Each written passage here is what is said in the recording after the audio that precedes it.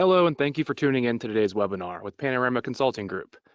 Today, we have the pleasure of speaking with Jennifer Petrosky, Life Sciences Industry Marketing Director at QAD. Today, we're going to get her insight on the role that enterprise software has in the life sciences field. Jennifer Petrosky has 20 plus years of experience in the life sciences and enterprise software industries. She joined QAD in October of 2020 as Director of Life Sciences, where she is responsible for life sciences industry strategy and go-to-market activities. Her key focus is partnering with life science manufacturers to improve operational efficiency and deliver high-quality products at scale. Welcome, and thanks for joining us, Jennifer. It's great to be here. Before we get started, we at Panorama want to thank the viewers of our webinars, and we'll be giving away a free consulting session to the first 3 respondents after today's webinar. Stay tuned all the way to the end of this webinar to get some more information on this opportunity. With Panorama Consulting Group being an independent niche consulting firm, we specialize in business transformation and ERP system implementations for mid to large size private and public sector organizations worldwide. We also specialize in OCM strategies and business process management, among many other solutions you can see here. The biggest industries we work alongside are within manufacturing, professional services, and technology, but we deal with many sectors and clientele. Speaking of clients, our client portfolio includes many well-known local, national, and global customers across multiple industries. We also offer a deep and comprehensive ERP experience with hundreds of available packages that we have evaluated and implemented for our clients. So, to get started, please tell us a little bit more about the broader trends you're seeing today, Jennifer. Great, thank you. Yeah, so I'll jump right in here and just talk quickly about the broader trends we're seeing across the board, right? Industry transformation, smart manufacturing certainly apply to every industry that's out there today. And we're seeing an unprecedented change just with geopolitical events that we're facing, the global economy. I've heard it referred to sometimes as the game of whack-a-mole, right? As soon as you think you have one issue addressed, up pops another one. So there's just so much that's out there today. In automotive, for example, we're looking at the end of the internal combustion engine, and there's so much electronic vehicle development that's now coming on board. So across the board, there's much change happening. So with that in mind, what are some of the disruptions that are happening in the market today? Yes, so let's just take a quick look at the S&P 500, right? The stock market index that measures the performance of 500 large global companies in the US. One of the most followed stock indices, and many consider one of the most best representations of the US stock market in general. So this chart's looking at the S&P 1964, where you could expect the average lifespan of a company to be about 33 years. Fast forward to 2016, that lifespan's gone down to 24 years. Now their projection is in 2027, the average lifespan of a company only being 12 years. Right, so disruption kills, and how you navigate that disruption is going to best indicate your future for success. Here's an example of a trend, companies moving to 3D printed manufacturing. One US hearing aid company converted 100% to 3D printing in less than 500 days, right? So these are things that are at our fingertips, and the more we can evolve and change to these disruptions, the more successful we'll be. So the question you should think about, right? Will your company exist in 10 years? And how do you really navigate through this disruption and transform your business to be able to navigate the disruptions of today, but also in the future? Charles Darwin, of course, said, right, it's not only the strongest species that survives, nor the most intelligent, but the one that is most adaptable to change. So I imagine these can certainly apply to life science companies. Anything in addition or unique for the life sciences industry specifically? So yes, there's certainly additional complexities and disruptions that are coming at life sciences companies specifically. This is a slide that's summarizing 4 different areas, a little bit busy, but I'll go through these in a little bit more detail. So first, from a global regulatory requirement, there's a lot of complexity that continues to take place here. One is the harmonization of GMP regulations. For example, UDI, right, the unique device identifier that the US started from an FDA perspective that other countries are starting to follow as well. And these are important, things that companies and manufacturers have to consider. So there's good and bad in that harmonization, right? The good is that what you do for one country certainly applies to others. And when you make those changes to your company and your processes and your systems, certainly that can be scaled to help you in other places. But just keeping in mind of those complexities and the changes in some cases, unique characteristics is important. We're also starting to see a lot more focus on real world evidence and post-market surveillance. Certainly as UDI becomes a part of the device, for example, we're able to track that device more concretely, right, throughout the full product life cycle. And when there's a recall, for example, we know exactly where that device has been placed, and we can notify those patients accordingly. But making sure we understand the implications of that, and also driving back to the quality of the product, right? Understanding where we can make quality improvements, where we can make product improvements that ultimately benefit the patient and the patient experience and ultimately outcomes. So a lot happening in the regulatory space, right? Very unique to the life sciences industry. Certainly aerospace, automotive have regulatory requirements as do electronic components. But there's some deeper things that have to be considered, from a patient and safety perspective. Ultimately, quality drives everything, right? So quality continues to be more and more important. You can't produce a medical device or a therapeutic without considering patient quality and patient outcomes. So quality and how companies are addressing quality, right? It's not just an afterthought, or it's not part of just a quality, checkpoint or a check of the box, right, from a regulatory compliance perspective, but rather leading with quality, designing for quality at onset of design will allow you to basically produce more effective products and higher quality products, but also ensuring that traceability. If there is a change or you do have a complaint, how does that complaint get tracked back into the product change and so forth? So making sure you have all that traceability built in is a critical complexity that life sciences manufacturers have to consider. Supply chain, right, that applies across the board, and now more important than ever, right, as we have this visibility in the global supply chain, and just making sure we understand that transparency and visibility at the onset, but also throughout, the process and the product delivery is key. So companies are starting to consider, what is our supply chain strategy? Many companies don't necessarily have dual, sourcing strategies in place. What are the safety stock strategies in place? Do we have a true collaboration with our suppliers? Is it a one-way push? Are we truly having that push-pull conversation, right? What does the raw material stock look like, and so forth? And then finally, around, the changing business model. If you think about the consumerization of health, right, and patients becoming more centric to their care and more driving the experience and driving the products that they want, personalization is key. Precision medicine is key.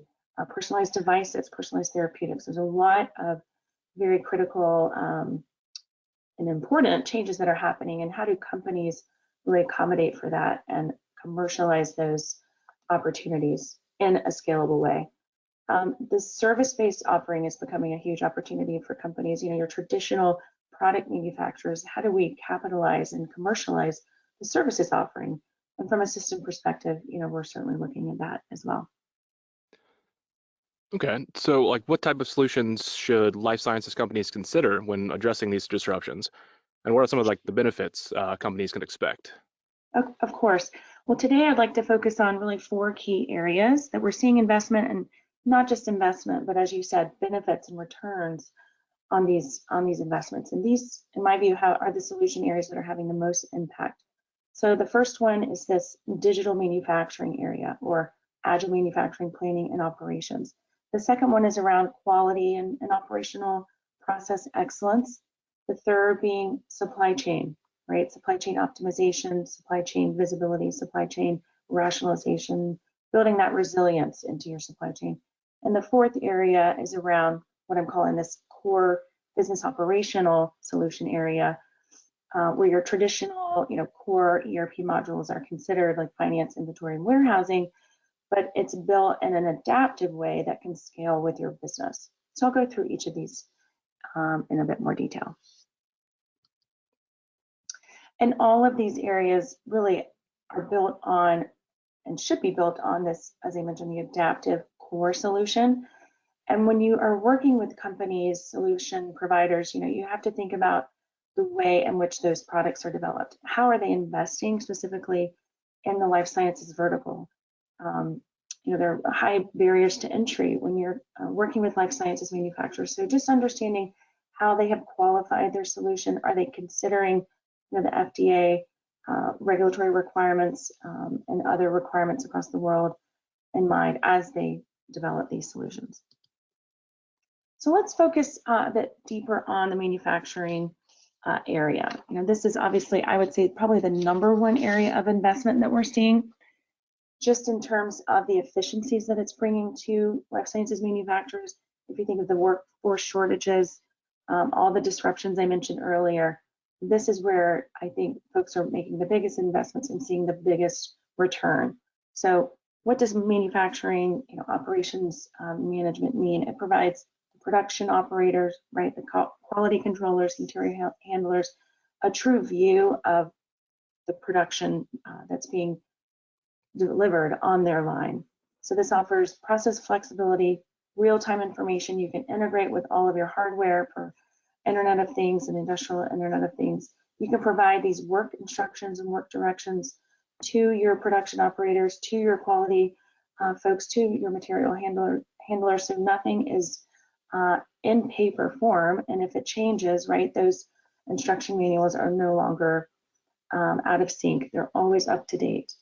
And you can have real-time insight in terms of reporting, right? If something is not being delivered on time, or you realize you have a supplier that has a raw material shortage, right? These are insights that you can quickly address and resolve the issue if and when you know the issue. Certainly there's quality checkpoints and controls in place, as well as maintenance reports that can be accessed as well, and ultimately to provide that visibility and traceability that you need to not only drive your business, but comply with regulatory requirements at hand. If we look at the quality area, there are systems out there that provide automated workflows to improve efficiency within the operation, but also within product quality as well. And this is an example of a typical workflow that you might see. Let's say a complaint comes in, customer support flags that information. That automatically triggers an adverse event activity within the regulatory affairs department based on the severity. That then goes to the FDA or the EU from a reporting perspective. And then internally, it can flag the quality folks to say, we have a non-conformance. Let's look at this. If we have a number of issues that this, criteria that this meets, perhaps we start a corrective action, preventative action, a CAPA, and then from there, you trigger change, right, to the engineering team or the manufacturing team, and all of those documents become maintained and approved based on those changes. This is where you could have some integration to outside systems as well, be it PLM or an MES, so you can have the traceability to that device master record, device history record, and understand how that's going to impact the downstream teams as well. And then, of course, if there was an issue with regard to scrap or return or recall, you can certainly manage that within the system as well. So all of these capabilities can be automated to really drive efficiency and ultimately cost, saving you costs. So if we dive deeper into the typical quality system maturity, today we're seeing a lot of companies, or I should say, in the past we've seen companies that have traditionally managed a lot of these systems and processes in papers, and in fact we do still see a lot of this today, being managed in paper and spreadsheets. But over time, companies can adopt, not fully automate every particular process, right? Let's say CAPA might be the place to start, or audits, but they're places to start in a modular way so you can grow into your full system maturity, which we like to call, fully driving operational excellence, right? This is a fully automated enterprise quality management system. It has integrations to your core enterprise systems. It has real-time metric visibility with insights, and ultimately leads you to achieve operational excellence that eventually help you reduce costs and improve performance. If we look at this third area where we're seeing some great gains, it's around supply chain, and specifically digitizing supply chain planning and strategic sourcing type capabilities that ultimately help you and give you greater visibility, as I mentioned earlier, across the supply chain, so you can improve efficiency and reduce ultimately delivery time. And this is an example of your typical life sciences enterprise that's working with global distributors, perhaps contract manufacturing organizations, right? Raw material suppliers that ultimately are delivering these solutions to distributors and providers, hospitals, that then provide directly to patients. So having this full visibility is critical in today's environment. And this is an example of some of the benefits. We're seeing companies that are investing in supply chain solutions integrated with core solutions like an ERP. You can see, 6 to 30 points increase in service level, 10 to 40 points increase in forecast accuracy. So the power of these solutions can be significant.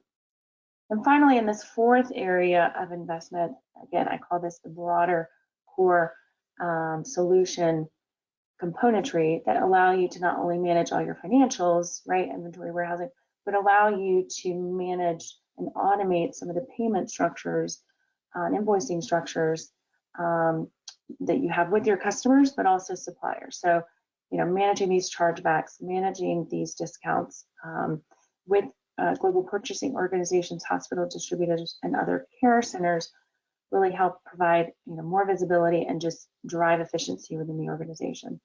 And again, as companies start thinking about the servitization model, right, how do you really monetize that in the system and really simplify that type of payment structure? These are very simple things you don't think are complex, but times 10 or with a large supply base or large customer base, that can get very complicated very quickly. And this is just a representative view of an example solution architecture that one might consider, again, from an ERP kind of core enterprise solution framework that includes financials, purchasing, reporting, inventory transactions, sales orders, and so forth, but also linked to the quality management system, right? That's core to this solution. So you have the CAPA, the non-conformance, the complaint modules that also, provide the visibility to the device history record, connectivity to your customer management systems, manufacturing operations management systems, as well as supply chain. All right, thanks for that overview there. So let's kind of dive into how QAD can help, or is already helping, address these disruptions and really help life science companies navigate these challenges. QAD provides a number of different solutions, and we serve a variety of industries. As I mentioned earlier, automotive examples, we have a number of customers that we're working with in the automotive space, consumer product, high-tech, industrial products.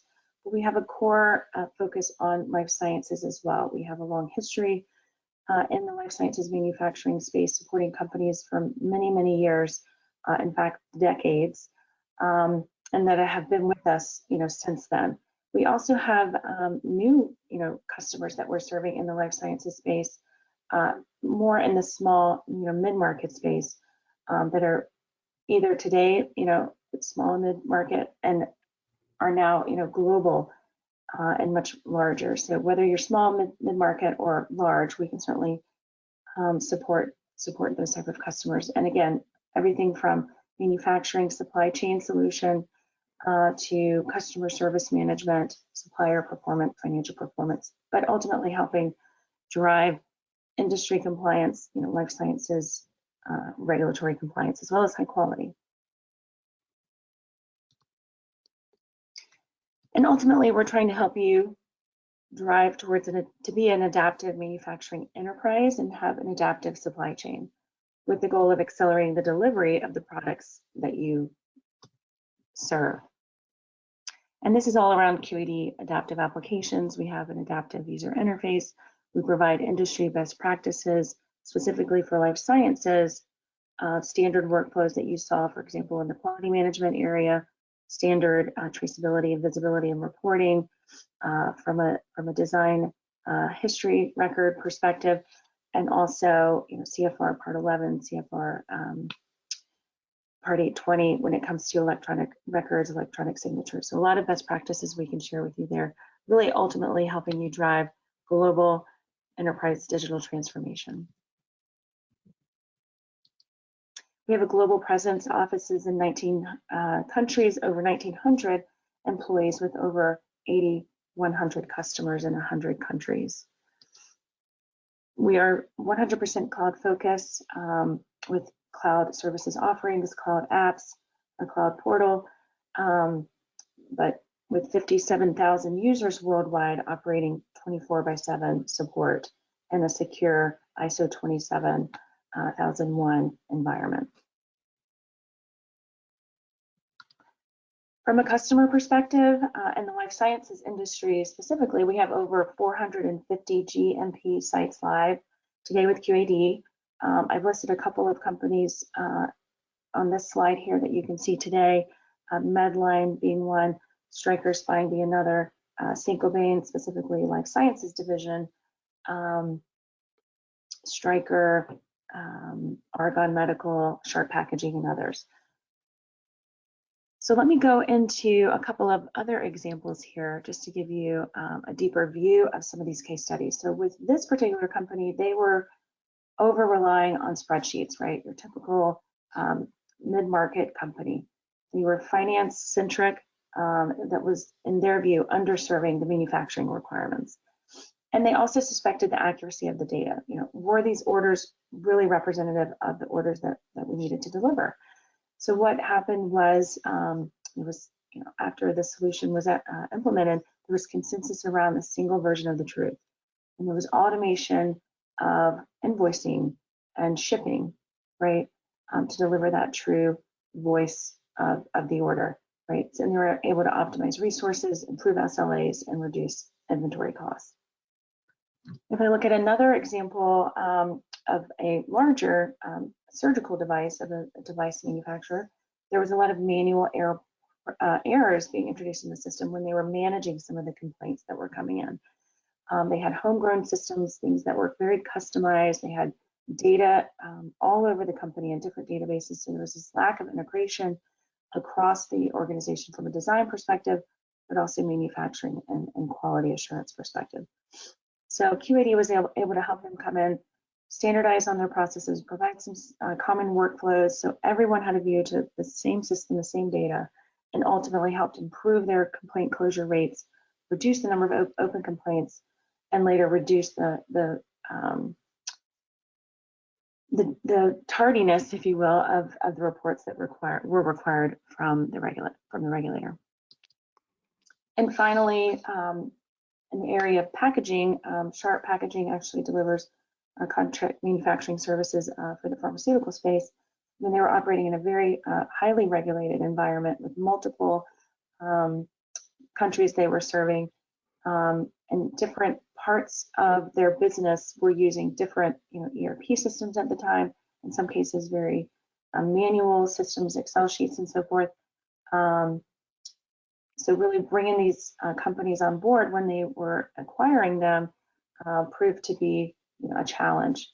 So with the standardization of QAD ERP, Adaptive ERP Cloud, they were able to standardize financial systems, their quality processes across the sites, across the globe, helping them reduce some of their inefficiencies that they had with the business, and ultimately drive collaboration across the organization.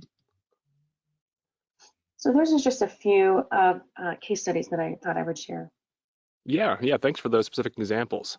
I mean, a lot of information kind of thrown at our listeners right now. So what are some of the key takeaways that you'd want the audience to kind of remember? Sure.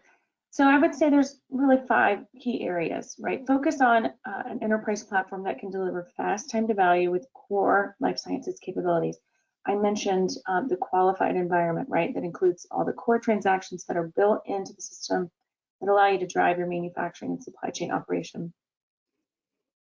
The second area I would say is look at quality as an integral part of your operation, right? It's not an island of itself, but really how does quality play across the operation and ties into those core processes.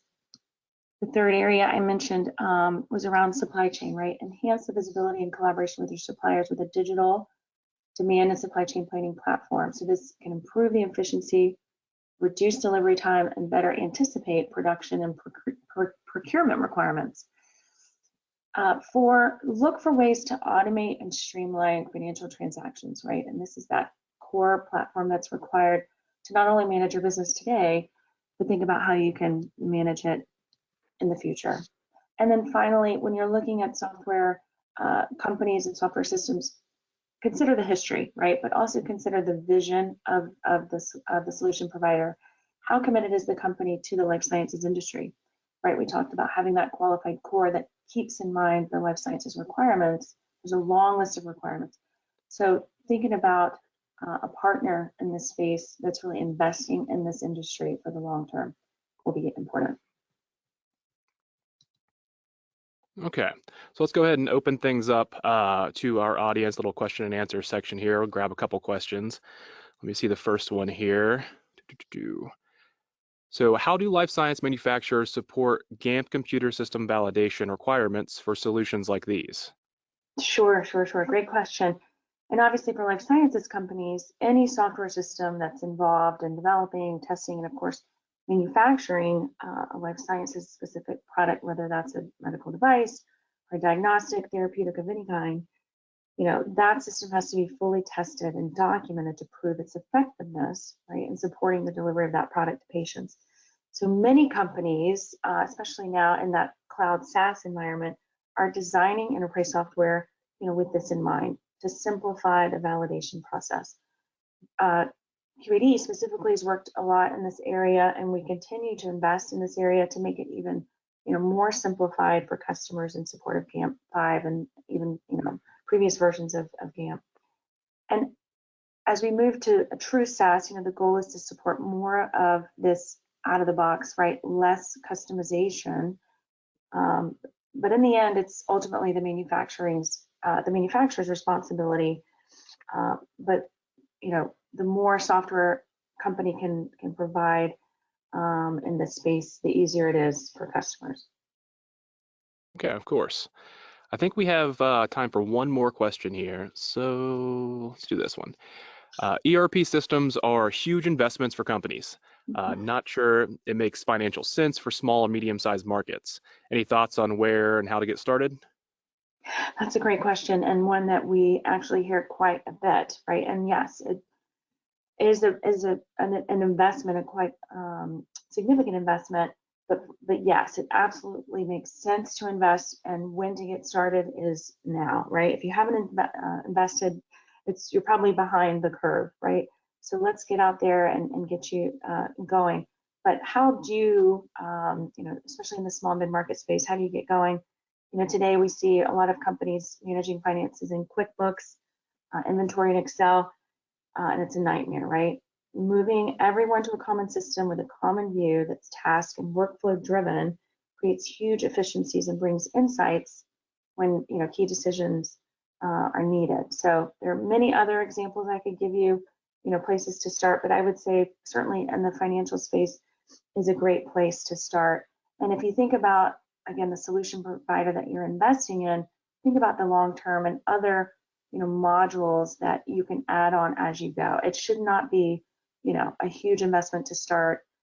You really should look at a solution provider that lets you invest and implement in this staged approach. So that platform-based approach is certainly one that I would look for.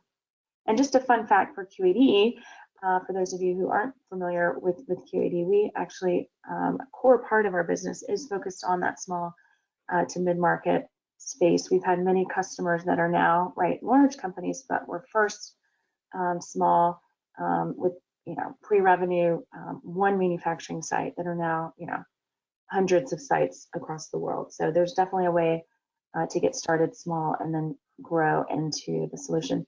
And by the way, we also play with other systems, other ERP systems. For example, in the large pharma space, QAD works quite well with other ERP players.